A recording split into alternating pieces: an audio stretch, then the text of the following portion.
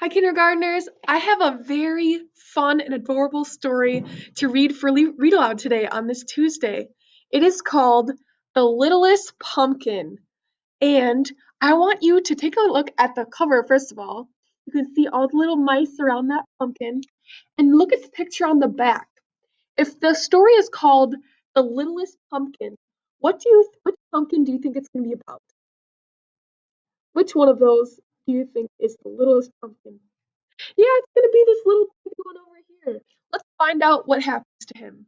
In The Littlest Pumpkin by R.A. Herman, that's the writer who wrote the words, and illustrated by Bettina Ogan, and she wrote the or drew the pictures. So here we go, The Littlest Pumpkin.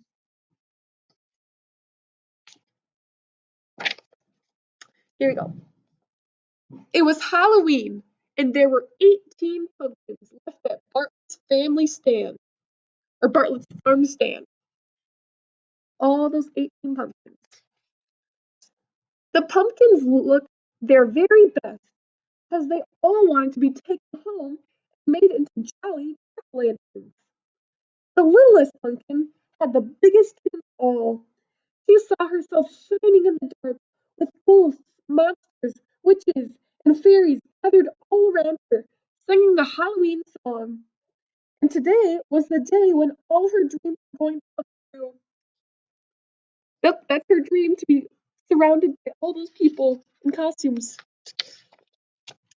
Maggie dropped by the stand on her way to school, just as it was opening. I want the biggest pumpkin you have for my class party, she said, looking at the pumpkins on display. She didn't even glance at the littlest pumpkin. So there she's picking one out. The pumpkin Maggie chose was so big, Mr. Bartlett had to help her put it in her mother's car. Look how big that is. Then the twins arrived. Jess wanted the roundest, fattest pumpkin. Jen wanted the tallest, skinniest pumpkin. They both knew exactly what they wanted jack-o'-lanterns to look like. So they're the twins. Oh, two different pumpkins, but not the littlest pumpkin. Later that morning, Mrs. Garland's class came to a farm stand to buy apples and pumpkins for their Halloween party. The littlest pumpkin was very excited when she saw all the children. Now certainly I will be chosen by someone and made into a jack-o'-lantern, she thought. Look at all those kids with little thought bubbles with pumpkins in there. But no one chose the littlest pumpkin. Look, the littlest pumpkin is right there and he has a little sad face. All day long, people came to the farm stand to buy pumpkins. Mr. Potter ran in to choose a pumpkin for his daughter, Kate. Poor Kate was home with the flu, but she had drawn pictures for her dad so he could see exactly what kind of pumpkin she wanted. Mr. Porter looked at every single pumpkin until he found the right one. There he drew that picture, Kate's pumpkin. The sun began to set, and only 4 pumpkins were left in the stand. One pumpkin had a bruise on its back. Here's the bruise.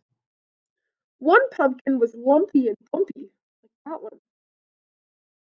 One pumpkin didn't have a stem. The stem is missing. And the last pumpkin was the littlest pumpkin. Oh no, is he gonna get picked? The littlest pumpkin still had big dreams. She would be a beautiful jack-o'-lantern at a Halloween party. She would shine in the dark with ghosts, monsters, witches, and fairies gathered around her singing a Halloween song. That's her dream, to be right there. But while the littlest pumpkin was dreaming, Gabe and Mona arrived. They ran up to the 4 remaining pumpkins. Gabe grabbed the stemless one. Perfect, he said. My jack-o'-lantern is going to wear a hat. Mona picked up the littlest pumpkin. Oh, how cute, she said. The littlest pumpkin was so happy. All her dreams are going to come true. But it's too small for me to carve a jack-o'-lantern. Mona, putting it down. Then she picked up the lumpy, bumpy one instead. Now this one is perfect. So she ended up not picking him. Soon it was dark, and the stars began to sparkle in the sky. Mr. Bartlett was cleaning up. Oh, please don't close yet. I must be a jack-o'-lantern for Halloween. Suddenly, Mr. Bartlett heard someone calling his name. Mr. Bartlett! Mr. Bartlett! It was Sam. Here he is. Please wait, said Sam. I need a pumpkin for the party tonight. Oh, will he pick the littlest one? Mr. Bartlett picked up the bruised pumpkin and told Sam that if he turned it around, it would make a very nice lantern. Sam agreed, and Sam agreed, and with that, Mr. Bartlett closed the farm stand. So there, in the dark on Halloween night, sat the littlest pumpkin. She was all alone, or so she thought. Is the pumpkin all alone there? No, it's got some mice around it, doesn't she? Let's see what happens. For just when the littlest pumpkin was sure she was going to be spending Halloween night all alone in the empty farm stand, mice started scurrying around her. They were decorating everything, wearing tiny costumes, and carrying all sorts of Halloween goodies. And before the littlest pumpkin knew what was happening, oh, she looked surprised, doesn't she? Before she knew what was happening, she found herself in the middle of a Halloween party. Mice dressed in costumes were bobbing for cranberries, playing the pin the tail on the squirrel, and eating cookies and crumbs. Then the best of all happened. Look at all they're having a party with the littlest pumpkin. The best thing of all happened. The littlest pumpkin was turned into a lantern. She was shining in the dark. Ghosts, monsters, witches, and fairies gathered around her singing a Halloween song, which was her dream, right? And her big dreams had come true on Halloween night. The end.